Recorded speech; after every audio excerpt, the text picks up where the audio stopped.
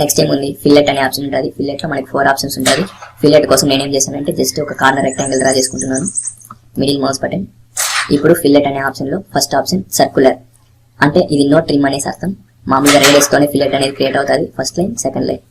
చూడండి ఇక్కడ ఆ రెఫరెన్స్ లైన్ అనేది ట్రిమ్ అవ్వలేదు, ఈ కార్నర్స్ అనేది ట్రిమ్ అవ్వలేదు. దాన్ని ఓన్లీ సర్కులర్ ఫిల్లెట్ అంటారు. Double click, middle mouse button, double click. నాకు 5 రేడియస్ కావాలంటే 5 ఇచ్చి ఎంటర్ ఇస్తాను. చూడండి 5 రేడియస్తో ఫిల్లెట్ అనేది క్రియేట్ అయిపోయింది. మళ్ళీ అదే కమెంట్ లోపలికి వెళ్తున్నాను. సర్కులర్ అంటే ఇది. సర్కులర్లో ట్రిమ్ కావాలి నాకు, అంటే ఆ కార్నర్స్ అనేది ట్రిమ్ అవ్వదు, సారీ ట్రిమ్ అయిపోతుంది. ఫస్ట్ వన్లో ట్రిమ్ అవ్వదు, సెకండ్ వన్లో ట్రిమ్ అయిపోతుంది. సేమ్ అదే comment, first line, second line. చూడండి ఇప్పుడు కార్నర్ అనేది ట్రిమ్ అయిపోయింది. ఇప్పుడు డబుల్ క్లిక్ చేస్తాను, middle mouse button, comment deactivate చేసుకొని డబుల్ క్లిక్, 5 రేడియస్ కావాలా. చూడండి ఇప్పుడు 5 రేడియస్తో ఫిల్లెట్ అనేది క్రియేట్ అయిపోయింది. ఇది ట్రిమ్ అవ్వకుండా అయింది, ఇది ట్రిమ్ అయ్యేసి 5 రేడియస్తో క్రియేట్ అయింది. సేమ్ అదేలాగా ఎలిప్టికల్ అంటే ఎలిప్స్ చూసినాం. సేమ్ అదేలాగానే 2 లెన్స్ అనేది క్రియేట్ అవుతుంది. Length first line, second line. చూసినారంటే లెంత్ అనేది క్రియేట్ అవుతుంది. మిడిల్ మౌస్ బటన్, ఈ లెంత్ని బేస్ చేసుకొని మనం ఫిల్లెట్ అనేది క్రియేట్ చేసుకోవచ్చు. చూడండి రౌండ్గా రేడియస్ రాకుండా ఇక్కడ ఒక లెంత్ ఉంది, మనకి ఇక్కడ ఒక లెంత్ ఉంది. ఈ లెంత్ని మీరు మార్చుకున్నారంటే ఇది వచ్చి సెంటర్ పాయింట్ యొక్క డిస్టెన్స్తో మనకు సంబంధం లేదు. ఈ లెంత్ అనేది మనం మార్చుకోవాలి. కాబట్టి డబుల్ క్లిక్ చేస్తున్నాను, నాకు 5 కావాలి, 5 ఇచ్చేయండి. చూడండి ఒక పక్క 5 ఉంటుంది, ఇంకొక పక్క తక్కువ ఉంటుంది. ఇది నేను ఒక 2 పెట్టుకుంటాను, 2 ఇచ్చేయండి. ఇలాగే ఎలిప్స్ అనేది, అంటే ఇది కార్నర్ అనేది ట్రిమ్ అవ్వకుండా రెఫరెన్స్గా మాత్రమే కన్వర్ట్ అయింది. నాకు కార్నర్ కూడా ట్రిమ్ అయిపోవాలనుకుంటే సేమ్ అదే ఫిల్లెట్లోకి వెళ్ళండి, ఎలిప్టికల్ ట్రిమ్. సేమ్ అదేలాగా first line, second line click చేసినారంటే ఆటోమేటిక్గా ట్రిమ్ అవుతా మనకి ఫిల్లెట్ అనేది క్రియేట్ అవుతుంది. ఫిల్లెట్ ఎలా ఉంటుంది అంటే ఎలిప్స్ షేప్లో ఉంటుంది, అంతే డిఫరెన్స్. ఓకేనా, ఇది కూడా అర్థమైంటుంది అనుకుంటున్నాను. మిడిల్ మౌస్ బటన్ సెలెక్ట్ చేసి డిలీట్. నెక్స్ట్ చూసినారంటే ఛాంఫర్లో మనకి 2 ఆప్షన్స్ ఉంటుంది. సేమ్ అదేలాగా రెక్టాంగిల్, మిడిల్ మౌస్ బటన్, ఛాంఫర్లో ఫస్ట్ ఆప్షన్ ఛాంఫర్. ట్రిమ్ అవ్వదు, కార్నర్ రెఫరెన్స్గానే ఉండిపోతుంది. 2 లెన్స్ని బేస్ చేసుకొని దాన్ని కన్వర్ట్ అనేది చేసుకోవచ్చు.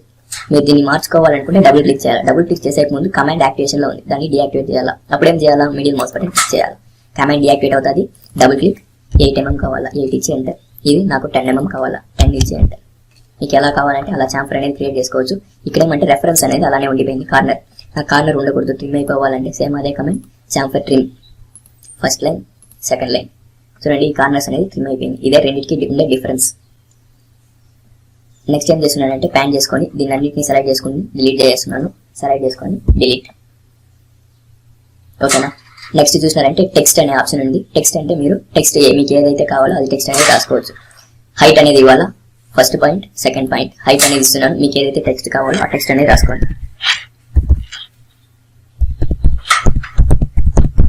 నేను దుర్గా పవన్ అని రాసాను,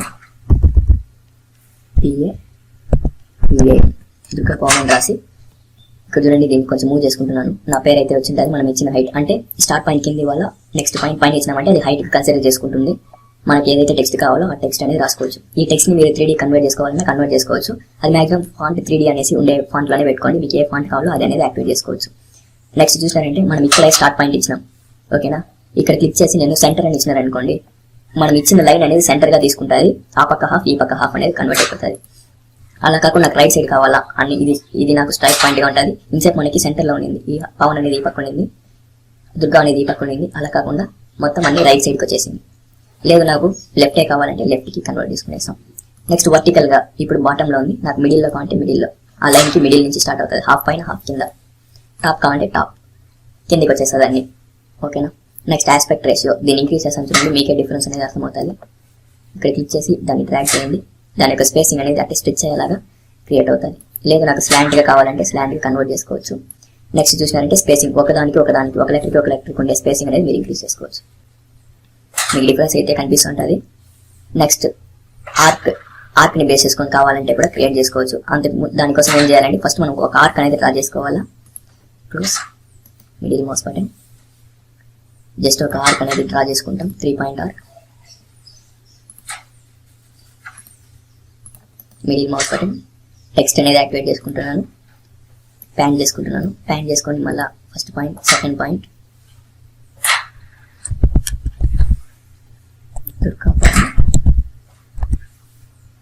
డిపి అనేది క్రియేట్ చేసుకుంటున్నాను. క్యాప్స్ ఆన్ చేసుకొని డిపి, ప్లేస్ ఆన్ కర్వ్,